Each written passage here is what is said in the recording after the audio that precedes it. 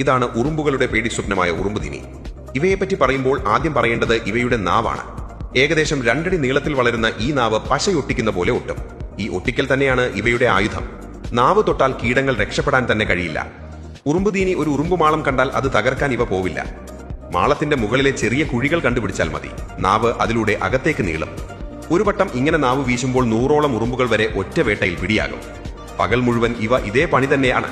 ഒരു ദിവസം ശരാശരി 30,000-ഓളം കീടങ്ങളെയാണ് ഇവ വേട്ടയാടുന്നത്. അതുകൊണ്ട് തന്നെ കാട്ടിലെ ഉറുമ്പുമാളങ്ങൾക്ക് ഇത് വലിയ ഭീഷണിയാണ്.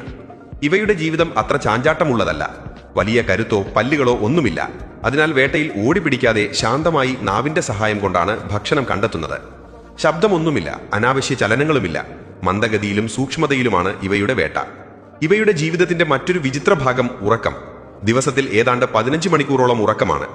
മഞ്ഞുള്ള ഇടങ്ങൾ, തണൽ കിട്ടുന്ന സ്ഥലങ്ങൾ, ഒറ്റപ്പെട്ട ഭാഗങ്ങൾ ഇവയ്ക്ക് ഇഷ്ടമാണ്. ഒറ്റയ്ക്കാണ് ഇവ സഞ്ചരിക്കുന്നത്. കൂട്ടത്തിലൊന്നും ഇവയെ കാണാൻ സാധിക്കില്ല. പ്രകൃതിയിൽ വലിയ ആയുധങ്ങളൊന്നുമില്ലെങ്കിലും ഈ ഒരു നീളനാവ് മാത്രം മതി ഇവയ്ക്ക് ജീവിക്കാൻ. ചെറുതായിരുന്നാലും അതിശയിപ്പിക്കുന്ന കഴിവുകളുള്ള ഒരു ജീവിയാണ് ഉറുമ്പുതീനി.